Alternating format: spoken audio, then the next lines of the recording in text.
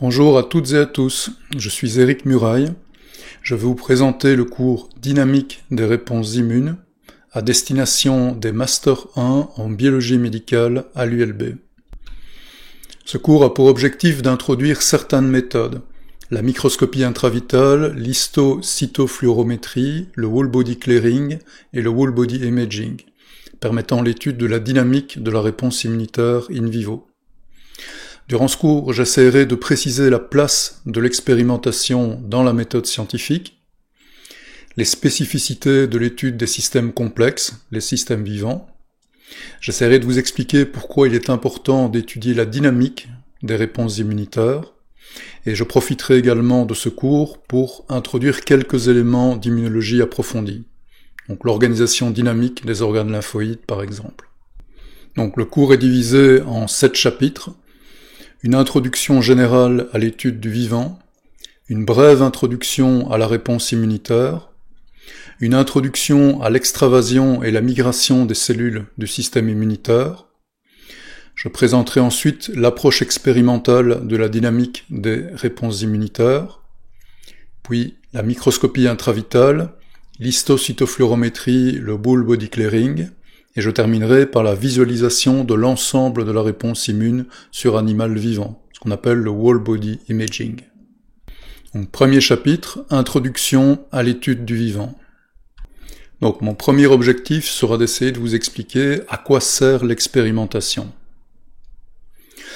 Donc, la méthode permettant d'accéder à la connaissance est le fruit d'un très long cheminement, de l'Antiquité à nos jours. Donc, je ne vais pas évidemment vous retracer ici toutes les étapes, on va juste prendre les quelques étapes clés qui nous intéressent pour ce cours.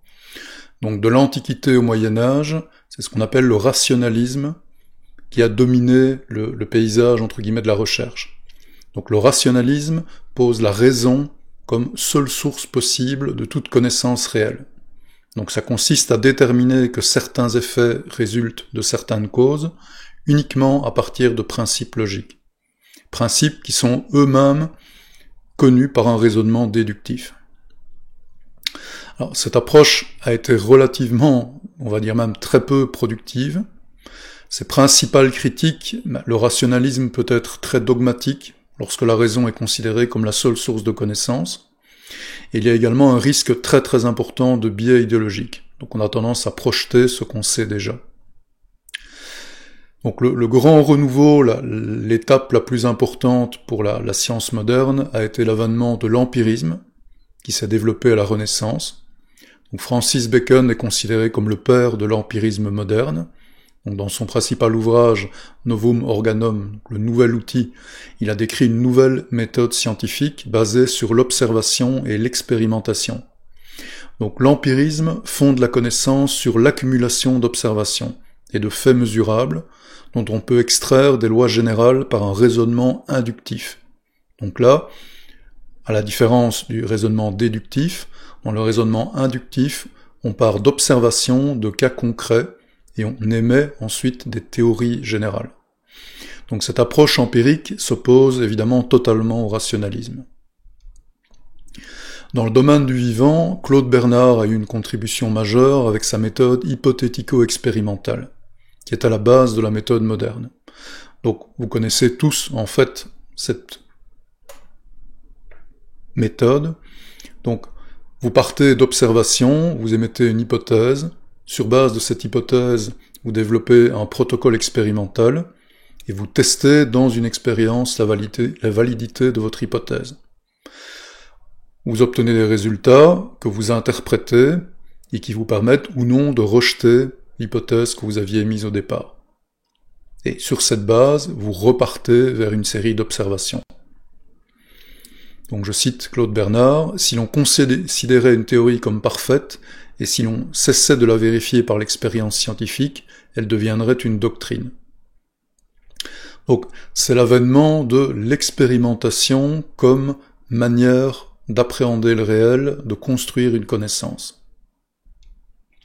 Alors la majorité des grandes découvertes scientifiques proviennent de l'expérimentation. Donc à l'exception de quelques théories comme l'héliocentrisme, la sélection naturelle, la théorie de la relativité, ou la théorie théorie du mouvement des plaques tectoniques, la grande majorité des théories modernes ont été produites sur base de l'expérimentation. Donc l'expérimentation permet d'identifier ce qu'on appelle la chaîne causale, la mécanique d'un phénomène. Alors, si on part simplement d'observation, on n'aboutit qu'à une corrélation. Deux phénomènes sont dits corrélés si lorsque l'on observe leurs variations respectives, ils évoluent dans le même sens ou dans un sens opposé. Donc, on sait que A et B sont corrélés, mais on ignore totalement les liens entre A et B. On a simplement un lien empirique entre deux phénomènes. Alors, c'est très important de ne pas confondre corrélation et causalité, qui est un exemple assez célèbre qui avait été publié dans le New England Journal of Medicine. C'est la corrélation entre le nombre de Nobel par pays et la consommation de chocolat. Les pays produisant le plus de chocolat sont les pays qui ont le plus de Nobel. Donc, sur base de cette corrélation, on pourrait conclure que le chocolat permet d'obtenir un Nobel plus facilement. Il s'agit évidemment que d'une corrélation. En fait, simplement, les pays où on consomme le plus de chocolat sont des pays riches, qui ont suffisamment d'argent pour investir dans une recherche fondamentale de qualité, ce qui évidemment augmente la probabilité d'obtenir un prix Nobel. Donc une première manière de se rapprocher d'une analyse causale, c'est d'associer à des observations un critère de reproductibilité, à l'aide par exemple d'analyses statistiques. Donc ça va permettre de suggérer plus fortement un lien entre A et B, par exemple. Mais pour déterminer réellement qu'il y a un lien causal entre A et B, donc identifier ce qu'on appelle la chaîne causale, les intermédiaires, le mécanisme menant de A à B, l'expérimentation est absolument indispensable.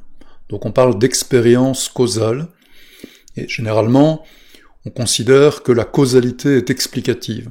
On est certain que A cause B à partir du moment où on comprend la manière dont A cause B, dont on a identifié la chaîne causale. Donc si j'essaye de résumer la méthodologie moderne en sciences naturelles, brièvement. Généralement, on part d'un phénomène naturel et d'un ensemble d'observations, avec ou sans analyse statistique. Et donc, cet ensemble d'observations suggère qu'il existe une causalité entre A et D. Mais cette causalité n'est qu'une corrélation à ce stade, il n'y a pas établissement de causalité. On va émettre une série d'hypothèses mécanistiques. A induirait C qui induirait D, ou A induirait C qui induirait B qui induirait D, et ainsi de suite. Ensuite, on va développer un modèle expérimental qui va nous permettre de tester ces différentes hypothèses mécanistiques.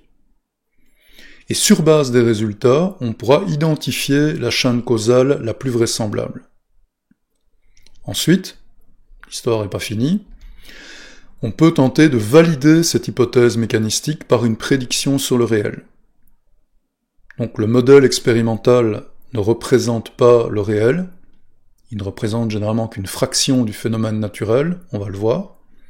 Donc la véritable validation viendra de la confrontation de l'hypothèse, de la théorie, avec le réel. Sur base d'une théorie, on va prédire un comportement en nature qu'on va vérifier ou non. Donc ça nous amène déjà à quelques considérations intéressantes.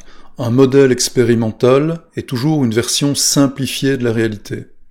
Il ne va prendre en compte qu'une partie de la réalité, la partie qui permet en fait de tester les différentes hypothèses, et surtout d'éliminer certaines hypothèses. Donc la valeur d'un modèle se juge par sa valeur pratique. Est-ce qu'il permet ou non de tester les hypothèses? Et en fait, aucun autre critère ne doit être pris en considération. Un modèle expérimental, donc ça permet de tester et d'exclure des hypothèses mécanistiques. Donc dans les critères pratiques déterminant la valeur d'un modèle expérimental, on va retrouver la capacité à manipuler le système, donc à faire varier certains des paramètres, la reproductibilité, donc la capacité à faire une expérience standard qui est reproductible par d'autres expérimentateurs. Si vous ne pouvez faire l'expérience qu'une seule fois, que vous êtes le seul à pouvoir la faire, l'expérience n'a aucune valeur. Donc il faut un modèle expérimental suffisamment simple et avec des composants disponibles pour tous. Généralement, il est également très intéressant de pouvoir comparer différents modèles. Le coût est évidemment un paramètre également très important au niveau pratique. Si vous faites une expérience qui coûte extrêmement cher, vous n'avez la possibilité que de la faire peu de fois. Certaines expériences peuvent aussi être beaucoup trop chères pour être réalisées. Donc, un modèle expérimental, c'est déjà un modèle qui, financièrement, est abordable. Et un modèle expérimental, c'est toujours une simplification du système.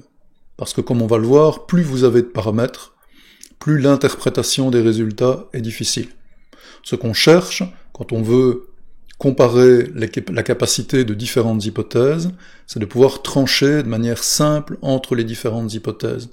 Et pour ça, généralement, il faut un système qui soit relativement simple au niveau de l'interprétation des résultats. Donc, l'expérimentation permet d'établir des chaînes causales, elle permet de réfuter des hypothèses. Et cette réfutabilité des hypothèses, elle permet d'établir une démarcation entre science et pseudoscience. Donc ça nous amène à Karl Popper et à ce qu'on appelle le falsificationnisme, donc qui est le critère majeur reconnu en sciences naturelles, en sciences modernes, pour départager ce qui est pseudoscience et science. Donc, dans un ouvrage, La logique de la découverte scientifique de 1934, il a introduit l'idée que le caractère scientifique d'une théorie est lié à son potentiel de réfutabilité expérimentale. Donc, son idée, c'est que la vérification expérimentale n'est pas suffisante. C'est la réfutabilité qui va véritablement déterminer si une théorie est scientifique ou non. Donc, une théorie qui se prête à la réfutation peut être considérée comme scientifique, car elle donne la possibilité d'un contrôle très puissant de sa validité. Donc l'idée, c'est que la réfutabilité est beaucoup plus exigeante que la vérification comme critère. Donc je vais prendre un très bête exemple. Imaginons un bol dans lequel vous avez des boules. Vous pouvez faire l'hypothèse, toutes les boules de ce bol sont noires. Bon. Si vous procédez par vérification, vous tirez une boule, elle est noire, vous validez votre hypothèse. Vous tirez 2 boules, 3 boules, 4 boules, elles sont toujours noires, vous avez une forte vérification de votre hypothèse. Mais en termes de falsificationnisme, si vous tirez une seule boule blanche, vous invalidez l'hypothèse. Donc, vous avez 34 chances sur 35 ici de vérifier votre hypothèse. Et donc, l'hypothèse, dans ce modèle, est vérifiée à 97%. Par contre, la présence d'une seule boule blanche la réfute. Et donc, elle est réfutée à 100%. Donc, la réfutabilité est un critère qui est beaucoup plus exigeant que la simple vérification. Beaucoup d'hypothèses scientifiques peuvent être vérifiées par certains faits. Mais il suffit qu'un fait la réfute pour que la théorie scientifique tombe et soit éliminée. C'est ça le grand principe de Popper. Et donc, pour qu'une théorie soit considérée comme scientifique, je n'ai pas dit que pour une théorie soit considérée comme vraie, je dis simplement pour qu'elle soit considérée comme scientifique, il faut qu'elle soit réfutable, et donc qu'on puisse la tester à l'aide de l'expérimentation. Donc, selon Popper, c'est sa capacité à être réfutée par une confrontation avec le réel qui détermine si une théorie est scientifique. Donc ça implique clarté et précision dans l'énoncé de la théorie, parce qu'un énoncé vague est généralement irréfutable, et une théorie scientifique, j'insiste là-dessus, n'est pas forcément vraie. Elle est considérée comme vraisemblable jusqu'à sa réfutation. Donc, à ce stade, nous pouvons conclure que la science moderne se caractérise par l'expérimentation, c'est un de ses principes principaux, et donc, la science moderne accepte l'expérience comme arbitre de la connaissance. C'est vraiment le fondement de la science moderne. La confrontation entre la théorie et la réalité, c'est de ça que va naître une connaissance vérifiable. Et donc, à l'inverse, la science moderne refuse les arguments d'autorité. Donc, durant très longtemps, les connaissances qui étaient portées par des grands noms de l'Antiquité représentaient l'autorité, et il y avait un lien entre raisonnement ou une affirmation et le discours d'un personnage antique. Ça avait généralement valeur de preuve. Par exemple, tout ce qu'Hippocrate avait fait était considéré en médecine comme l'expression de la vérité ultime et ne pouvait pas être remis en question. Ça, c'est plus du tout une attitude qui est scientifiquement autorisée. L'autorité est totalement rejetée comme argument dans les débats scientifiques. Ce qu'on rejette systématiquement aussi, ce sont tous les arguments qui sont liés à l'acceptation par le plus grand nombre. Donc on ne décide pas de la valeur d'une théorie par une consultation populaire ou simplement en se basant sur le nombre d'individus qui y croient. Donc par les temps qui courent, je crois que ce sont des concepts qui sont très très importants à rappeler. Il y a énormément de fake news qui circulent dans les médias, et en tant que personne recevant une formation scientifique, c'est en grande partie à vous d'avoir un point de vue là-dessus et de pouvoir décrypter ce type d'informations. Alors passons maintenant au concept de complexité et d'émergence. Donc la principale question que je vais aborder ici, c'est est-ce que le vivant est un objet d'étude comme les autres ? Donc la principale caractéristique des organismes vivants, c'est qu'ils sont très complexes. Donc qu'est-ce que j'entends par complexe ? Un système est dit complexe lorsqu'il est composé de nombreux éléments, on parle parfois d'agents, de nombreux éléments différents interagissant entre eux de manière non linéaire. Donc si on prend l'organisme humain, nombre de gènes exprimés plus de 20 000, en pratique ça fait pratiquement 60 000 transcrits, nombre de cellules, 10 000 milliards de cellules, donc 10 exposant 13, pour un individu de 70 kg à peu près, et flore commensale, donc flore bactérienne, plus ou moins 10 000 milliards de bactéries. Et là-dedans, vous avez plus de 1000 espèces de bactéries différentes. Donc, vous avez une énorme complexité déjà ici, en termes de composants. Et il y a également une très grande diversité en termes d'interaction entre ces composants. Donc les cellules ont différentes différenciations, différentes fonctions, elles vont interagir entre elles de manière complexe, à courte distance, à longue distance via des hormones. La flore commensale, la flore bactérienne, va avoir un impact sur toute une série de paramètres physiologiques, notre métabolisme, mais également le système immunitaire, et le système immunitaire aura également un impact sur la flore commensale. Donc tous ces éléments, ces milliards d'éléments vont interagir entre eux de manière complexe. Donc, les organismes vivants sont véritablement l'expression de la complexité. Et donc la question fondamentale de la biologie, c'est comment appréhender cette complexité. Comment étudier quelque chose qui est composé de milliards de parties différentes qui interagissent de manière non linéaire, de manière complexe au cours du temps. Donc il y a eu plusieurs approches historiques. De nouveau, je vais aller très vite sur ces différentes approches, c'est juste pour vous mettre quelques points de référence. Donc, le vitalisme au XVIIIe siècle considérait que les composants organiques n'obéissaient pas aux mêmes lois que les composés inorganiques. Donc il considérait qu'en chaque être vivant, il existait ce qu'on appelait un principe vital, distinct des propriétés physico-chimiques du corps.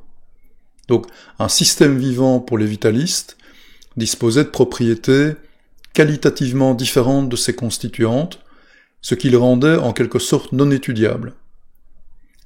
À l'époque, XVIIIe siècle, c'était les débuts, le grand triomphe entre guillemets des premières études en physique. L'approche physique expérimentale, mécanistique avait montré son efficacité. On tentait d'utiliser cette approche pour étudier le vivant. L'objection des vitalistes, c'était de dire non, le vivant échappe aux règles physiques classiques, on ne peut pas en fait l'étudier de cette manière. Donc c'est une approche relativement stérile, mais qui a perduré pendant un certain temps. Et donc je vous la présente surtout pour vous expliquer le contraste avec l'approche dite réductionniste, ou bien approche mécanistique, analytique, qui a été proposée par René Descartes, et qui a évidemment largement supplanté le vitalisme en sciences au XXe siècle. C'est ce qui a donné ce qu'on appelle le néopositivisme. Donc, le réductionnisme postule que la nature complexe des choses peut être réduite à une somme de principes fondamentaux. Donc je cite Descartes dans son discours de la méthode, « Construire par ordre mes pensées, en commençant par les objets les plus simples et les plus aisés à connaître pour monter peu à peu, comme par degrés, jusqu'à la connaissance des plus composés. » Donc, l'idée de Descartes, c'est qu'analyser les éléments d'un système, les analyser séparément, permettrait de déduire les principes qui régissent l'ensemble du système. Donc, si on imagine un système complexe, un organisme vivant, vous avez par exemple des cellules qui contiennent un grand nombre de protéines qui interagissent les unes avec les autres. Vous avez évidemment beaucoup de cellules, vous avez également des organes composés de cellules différentes, ces organes peuvent interagir également de manière complexe ensemble, et toute une série de paramètres extérieurs vont modifier ce système. Donc là, nous sommes face à un système hautement complexe. L'approche réductionniste, c'est réduire le nombre d'éléments du système et réduire les paramètres affectant le système. Donc on va véritablement se concentrer sur un très petit nombre d'interactions entre un très petit nombre d'éléments du système. Et donc ça, c'est typique par exemple de l'approche in vitro en biologie. Vous allez isoler des cellules, les mettre dans un milieu très contrôlé, à une température bien fixe, dans un milieu standard, à une température qui est stable, tout paramètre pratiquement stable, pour réduire les paramètres affectant le système. Alors, cette approche réductionniste a toute une série de limites. Le plus évident, c'est que par exemple, si on ne trouve pas un enchaînement causal dans un phénomène, la seule conclusion, c'est qu'on n'a pas réduit suffisamment le système.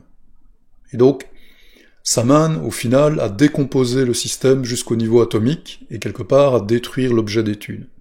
Ça n'a pas tellement de sens en biologie de réduire, je dirais, une cellule, par exemple, au niveau atomique. Alors, l'autre considération aussi, c'est que le monde, dans l'approche réductionniste, doit être composé d'éléments simples. Et donc, ça mène presque systématiquement les gens qui sont dans l'approche réductionniste à considérer la complexité comme une simple illusion, ce qui est une forme de dogmatisme. Donc, les limites pratiques de l'approche réductionniste, je vais juste donner ici un exemple, par exemple la résistance aux antibiotiques. Donc, il y a différentes manières d'essayer d'identifier les gènes bactériens participant à la résistance aux antibiotiques. On peut essayer d'identifier ces gènes in vitro, par exemple, dans des boîtes de culture, qu'on va soumettre, on va étaler un tapis bactérien et on va soumettre ces bactéries, par exemple, à des antibiotiques, ici. Ou une autre possibilité, c'est de mettre ces bactéries in vivo, chez des animaux, par exemple la souris, et ensuite d'ajouter un antibiotique. Et donc dans les deux cas, l'in vitro ou l'in vivo, on peut essayer de sélectionner, d'identifier les gènes participant à la résistance aux antibiotiques. Donc, qu'est-ce qui se passe dans ces deux approches ? On va effectivement identifier des mutations qui vont permettre de compenser la réduction de croissance liée à la résistance aux antibiotiques in vitro et in vivo. Donc on va identifier des mutations des gènes de résistance avec ces deux approches. Le problème, c'est que empiriquement, on observe que les résultats ne seront pas les mêmes. Ce ne seront pas les mêmes gènes qui seront sélectionnés in vitro et in vivo. Tout simplement parce que le contexte, les conditions de sélection sur les bactéries ne seront pas les mêmes. Par exemple, in vitro, les bactéries qui seront sélectionnées, en présence d'antibiotiques, sont les bactéries qui vont se multiplier le plus, celles qui permettront de donner naissance à des colonies.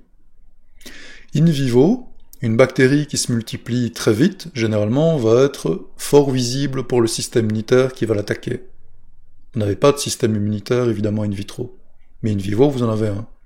Et donc, le système immunitaire va, en plus de l'antibiotique, imposer une pression de sélection sur les bactéries. Et donc, on va sélectionner différents gènes de résistance. Donc, cet exemple illustre le fait que deux approches expérimentales différentes peuvent mener à des résultats complètement différents. Et évidemment, dans ce cas-ci, ce qui nous intéresse, ce ne sont pas les gènes de résistance aux antibiotiques qui apparaissent in vitro dans une boîte en plastique, mais c'est quand même beaucoup plus les gènes qui apparaissent in vivo dans un animal. Évidemment, ici, si on s'intéresse aux gènes de résistance chez l'humain, on peut toujours objecter que l'animal, ça n'est pas un humain, il y a des différences entre l'homme et la souris. Tout à fait d'accord. Mais les différences sont bien plus importantes entre un humain et une boîte de pétri qu'entre un humain et une souris. Donc, c'est ce que dit en substance cet article. Les souris ne sont pas des boîtes de pétri, ce sont des systèmes beaucoup plus complexes, avec des pressions très différentes. Donc le contexte est primordial pour déterminer la fonction d'un objet. Donc ça a mené à ce qu'on appelle l'approche systémique, ou approche holistique, qui a été formalisée par Ludwig von Bartholin-Fly en 1968, et qui est basée sur ce qu'on appelle une théorie générale des systèmes. Donc cette théorie, elle postule que l'approche réductionniste n'est valable que si deux conditions sont réunies. Donc si les relations entre les éléments du système peuvent être inexistantes ou suffisamment faibles pour être négligées, et si les relations entre les éléments sont linéaires. Et donc, dans ce cas seulement, le système pourrait être la somme de ses parties. Et donc, une approche réductionniste, alors donne le même résultat qu'une approche globale, une approche systémique, une approche holistique. Alors, évidemment, des relations quasi inexistantes, faibles et linéaires, c'est pas du tout ce qui caractérise le vivant. Donc, la conclusion de von Bartholin-Fly, c'est que l'approche systémique est beaucoup plus adaptée à l'étude des systèmes complexes et donc des systèmes vivants. Donc, von Bartholin-Fly s'oppose à l'approche analytique et il propose une nouvelle approche, l'approche systémique ou approche intégrative, où on étudie le système dans sa globalité. Et ça implique d'étudier la dynamique du système, c'est-à-dire de prendre en considération les interactions s'effectuant dans le temps, dans le contexte le plus naturel possible. Donc on commence, je dirais, enfin à arriver à l'objectif de ce cours. Donc, relations entre les éléments sont critiques pour déterminer le comportement général du système, donc nécessité d'analyser ce système dans un contexte relationnel dynamique, et donc cette approche va permettre notamment d'expliquer ce qu'on appelle les phénomènes dits d'émergence. Donc l'émergence, c'est l'apparition de nouvelles caractéristiques ou propriétés à un certain degré de complexité. Et ça, typiquement, ces phénomènes dits émergents, c'est ce que l'approche réductionniste, généralement, ne peut pas expliquer, ne peut pas identifier. Avec l'approche réductionniste, je dirais, si vous montez dans les degrés de complexité, vous n'avez simplement qu'une somme d'éléments simples et vous ne devez pas avoir l'émergence de nouveaux comportements. C'est la base de l'approche réductionniste. Par contre, l'approche systémique postule justement que quand on va monter de niveau de complexité, quand on va mettre des éléments en relation, on va forcément avoir de nouveaux comportements qui vont émerger, des comportements dits émergents. Donc je vais encore prendre un exemple ici simple pour que vous compreniez bien cette idée parce qu'elle est extrêmement importante. Donc je vais prendre un objet simple que tout le monde connaît, donc une montre. Imaginons que vous ne sachiez pas à quoi sert une montre. Donc, quelle est la fonction de cet artefact, de cet objet? Donc, si on essaye l'approche dite réductionniste, on peut démonter l'objet, le ramener à ses éléments de base. Imaginons que ce soit une montre à l'ancienne avec des rouages. En identifiant les différents rouages, les différents liens entre les rouages, on peut arriver à la conclusion que cet objet sert à mesurer le temps. Donc l'approche réductionniste est efficace, elle permet d'obtenir des résultats. Cet objet sert effectivement à mesurer le temps. Mais la question fondamentale ici, c'est est-ce que cet objet sert uniquement à mesurer le temps? En fait, si on utilise une approche systémique, ça revient à analyser la fonction de cet objet dans un environnement, l'environnement naturel de l'objet. Donc ici, c'est une montre qui est relativement chère, elle n'est pas donnée, elle est relativement complexe, élégante, c'est pas le genre de montre qu'on retrouve dans tous les milieux. on va la retrouver dans des milieux assez aisés, dans des villes modernes, où les gens sont prêts à investir une grosse quantité d'argent dans ce type d'objet. Alors, typiquement, donc des gens aisés, riches, et si on creuse un peu plus, cette montre, en fait, qui en fait la publicité? Un acteur connu. Et donc, si on achète cette montre, qui vaut, disons-le, plusieurs milliers d'euros, plutôt qu'une montre à 5 ou 10 euros, en fait, le but n'est pas d'obtenir l'heure. Le but, en fait, est d'obtenir un marqueur social et éventuellement un marqueur identitaire, si vous pensez partager, entre guillemets, des caractéristiques avec l'acteur qui fait la publicité de cette montre. Donc, l'approche réductionniste permet d'identifier certaines fonctions d'un objet, mais certaines fonctions émergentes, qui n'émergent que dans le contexte naturel, elles ne sont visibles qu'avec une approche systémique, une approche holistique. Donc, un exemple ici plus concret qui nous intéresse en biologie. Donc, si vous partez d'observations en nature avec un système complexe, par exemple un rongeur qui vit dans son milieu naturel, avec des prédateurs, avec une température changeante, un environnement changeant, des agents pathogènes et ainsi de suite, l'approche réductionniste, c'est de mettre ce rongeur dans un environnement qui est très simple. Ici, une cage en plastique, à une température bien homogène, avec un taux d'hygrométrie constant. On va également simplifier la population d'études. Au lieu d'avoir une population qui, comme in vivo, en nature, est très diversifiée, chaque individu différent génétiquement, on va par exemple prendre des individus qui sont tous génétiquement homogènes. Donc là, par exemple, ici, on a des souris C57 Black 6. Ces souris sont parfaitement identiques génétiquement les unes avec les autres. Au lieu d'avoir des animaux qui sont exposés à des maladies, on va travailler dans un système clos, où il n'y a pas d'agents pathogènes, et donc on va avoir un système immunitaire qui est inné, qui est naïf. Les animaux sont dits germ-free, il n'y a pas d'infection chronique. Donc, l'approche réductionniste, c'est vraiment, on enlève toute une série d'éléments du système, et on va fortement simplifier les relations au sein du système. À l'inverse, à partir du moment où vous voulez remonter, regagner de la complexité, vous devez progressivement à ce système simple rajouter de nouveaux éléments. Donc l'approche systémique, elle est difficile à mettre en œuvre, parce que plus il y a d'éléments et d'interactions, et plus l'interprétation des résultats est difficile, il y a coexistence de multiples hypothèses, et plus il y a aussi de données à acquérir.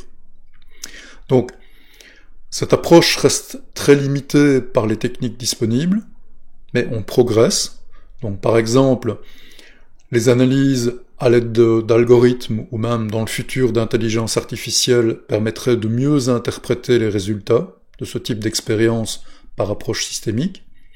Et au niveau de la collecte des données, on a fort progressé dans ces dernières décennies au niveau des techniques par exemple de séquençage de masse. Donc on peut maintenant séquencer rapidement, facilement des génomes entiers. On peut faire par exemple du RNA-seq single cells, donc analyser le profil ARN cellule par cellule au sein d'un tissu. On peut faire de la protéomique, donc analyser l'ensemble des protéines présentes par exemple dans une cellule. Donc on progresse, on dispose de plus en plus d'outils permettant maintenant en fait d'aller vers cette approche systémique. Donc passons maintenant à l'étude de la relation hôte-pathogène. Donc les principales caractéristiques du système immunitaire. Donc la réponse immune naît de l'interaction des éléments du système immunitaire à un niveau moléculaire, cellulaire et tissulaire. Donc on peut dire que la réponse immunitaire, c'est une propriété émergente du système immunitaire. Elle résulte de l'interaction entre tous les niveaux de complexité. Et donc, pour comprendre le système immunitaire, il faut d'office passer par une vision globale. Il est important de pouvoir passer d'une vision de détail, par exemple les hormones et les récepteurs, à une vision qui va être plus une vision d'ensemble, qui va impliquer les mouvements cellulaires et aussi l'organisation des organes. Alors, la principale fonction du système immunitaire, c'est de nous protéger contre les micro-organismes pathogènes. Donc, le système immunitaire, il est conçu pour réagir à des stimuli externes, et à des stimulus bien particuliers, les agents pathogènes. Donc, en conséquence, il est important de l'étudier dans le contexte de cette stimulation naturelle, l'infection, pour le comprendre. Donc, il est important de pouvoir étudier le système immunitaire dans sa globalité, par exemple les interactions entre l'immunité innée et l'immunité adaptative, parce que la réponse immunitaire naît de ces interactions. Il est important de le faire dans le contexte d'une relation entre l'hôte et le pathogène, sachant que cette relation est extrêmement dynamique. Par exemple, le système immunitaire va développer une réponse immunitaire adaptative, on le verra par la suite. Mais cette réponse adaptative, elle change l'organisation même du système immunitaire. Et de même, l'agent pathogène, il est dynamique. Si vous avez par exemple un virus, si c'est un virus ARN, il va muter à l'intérieur du corps, il va se diversifier, et le système immunitaire, après plusieurs jours, plusieurs semaines, ne sera plus confronté au même virus qu'au départ. Donc on est dans une relation qui est hautement dynamique. Alors en pratique, en biologie, pour l'étude du système immunitaire, il y a 3 grands types d'études. Il y a ce qu'on appelle les études in vitro, à partir de cellules fraîches. Donc on va par exemple prélever les cellules d'un animal, et on va stimuler ces cellules in vitro. Donc ici, l'analyse de la réaction de ces cellules, elle aura lieu en dehors du contexte naturel. Alors, une manière de complexifier un peu les choses, c'est ce qu'on appelle les études ex vivo. Donc, les souris sont traitées, c'est la souris qui reçoit le traitement, la stimulation, par exemple l'injection d'un traitement, d'un antibiotique, d'un anti-inflammatoire ou un agent pathogène, et ensuite, on va extraire de l'animal une série de composants, et on va analyser la réaction qui a eu lieu in vivo. Mais on va l'analyser sur des composés isolés in vitro. Donc là, la réaction a lieu dans son contexte, le contexte naturel, mais elle est mesurée en dehors. Alors, le plus complexe, évidemment, c'est l'étude in vivo. Donc, les animaux sont traités, par exemple, on injecte un agent pathogène, et on va, chez l'animal vivant, analyser la réponse immunitaire. Donc là, on se rapproche le plus, évidemment, des conditions normales, physiologiques. La réaction a lieu dans son contexte et est mesurée dans le contexte. Et donc, on réduit, évidemment, de plus en plus la génération d'artefacts, le fait d'observer des erreurs, des comportements qui ne seraient pas ceux qui se passent in vivo. Donc un bête exemple ici de protocole d'étude in vitro ou ex vivo, juste pour que vous visualisiez un peu les choses. Donc par exemple, on peut infecter des souris, et à un temps X, 1 jour, 2 jours après l'infection, on peut par exemple prélever certains organes lymphoïdes, par exemple ici la rate, c'est un organe très facile à visualiser, et on peut ensuite, quand on a l'organe, prélever, isoler les cellules contenues dans l'organe. Donc on va par exemple écraser la rate, resuspendre les cellules, et ces cellules peuvent ensuite être étudiées in vitro, ici par exemple dans des plaques de Nancy-Well, et les paramètres de ces cellules peuvent ensuite être analysés de toute une série de manières. Par exemple, ici en cytométrie de flux. Donc, il est important de savoir que le protocole expérimental, le choix du modèle d'étude, va conditionner en grande partie les résultats d'une expérience, et donc les connaissances qu'on acquiert. Donc j'ai essayé de vous donner ici quelques exemples.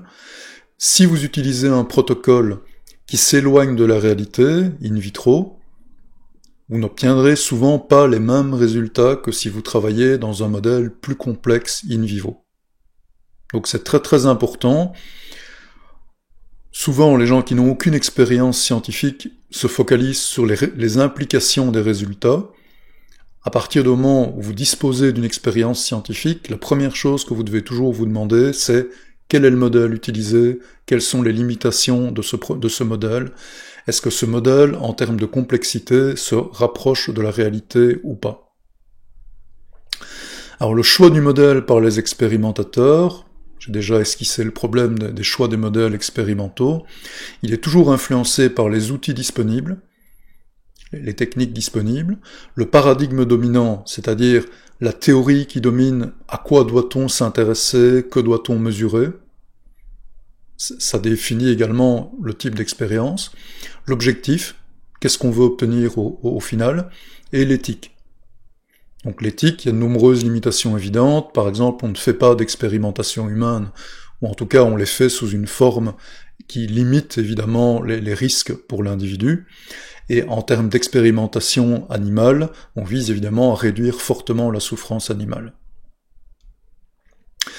Alors je vais vite aborder ici le problème des objectifs de recherche, pour essayer de vous expliquer brièvement la différence entre une recherche fondamentale et une recherche dite appliquée. C'est une différence qui est très très importante à bien avoir à l'esprit, notamment pour la suite de ce cours. Donc on distingue généralement deux grands types de recherche. La recherche fondamentale, on peut dire qu'elle vise à mettre en évidence ce qu'on appelle un ordre caché, les chaînes de causalité, et donc on essaie de saisir les déterminismes travaillant sous l'écheveau des contingences. La recherche appliquée, on vise principalement à obtenir des techniques ou des résultats. Donc, dans la technique, vous avez une intention, un but, on va cibler un objet précis. Alors, cette différence recherche fondamentale, recherche appliquée, elle ne fait pas du tout consensus. Donc, par exemple, Louis Pasteur considérait qu'il n'y avait pas de science appliquée, il n'y a que des applications de la science. Mais on peut quand même considérer que ce sont deux approches assez différentes au niveau méthodologique et au niveau des objectifs. Donc, je vais prendre ici un exemple simple, par exemple le test d'un vaccin chez l'animal. Dans une recherche appliquée, on va chercher à identifier les conditions initiales menant à un état précis. Donc l'état qui nous intéresse, c'est par exemple le fait d'avoir un animal qui est protégé contre une infection. Ça, c'est l'état qu'on recherche. Et on veut déterminer quelles sont les conditions dans le vaccin pour obtenir cet état. Et donc là, on ne s'intéresse absolument pas aux étapes intermédiaires, on s'en fout. Ce qui nous intéresse, c'est savoir ce qu'il faut mettre dans la seringue ici pour vacciner l'animal pour obtenir une protection. Ça, c'est un exemple de recherche appliquée. Une recherche fondamentale, le but est très différent. On va chercher à identifier les mécanismes, la dynamique menant à un état. Donc on va chercher à identifier la chaîne causale. Qu'est-ce qui fait qu'en injectant ce vaccin, je vais obtenir une protection? Ou pas de protection? Le résultat finalement ici est de peu d'intérêt. Ce qui est intéressant dans une recherche fondamentale, c'est de définir comment on arrive à un résultat. Et donc, méthodologiquement, c'est très différent. Parce que ici, le but va être de suivre l'animal tout au long, entre guillemets, du développement de cette réponse immunitaire protectrice. Donc, on ne va pas se limiter à analyser la protection, on va essayer de comprendre comment cette protection se développe. Donc, deux questionnements différents et des méthodes, des protocoles expérimentaux qui vont être assez différents. Alors, si ces méthodes sont bien différentes, il est tout à fait faux de les opposer et de dire que l'une de ces recherches serait meilleure que l'autre, ou par exemple de prétendre que la recherche fondamentale arriverait forcément avant la recherche appliquée. Donc il y a toute une série d'exemples célèbres qui montrent que ce n'est pas toujours le cas. Donc le développement de l'immunologie en tant que tel, c'est un excellent exemple de recherche appliquée qui a mené au développement d'une théorie et d'un ensemble de recherches fondamentales. Donc les techniques de vaccination d'Edouard Jenner en 1795 ou bien de Louis Pasteur en 1880, elles ont été réalisées alors qu'on ignorait absolument l'existence même du système immunitaire.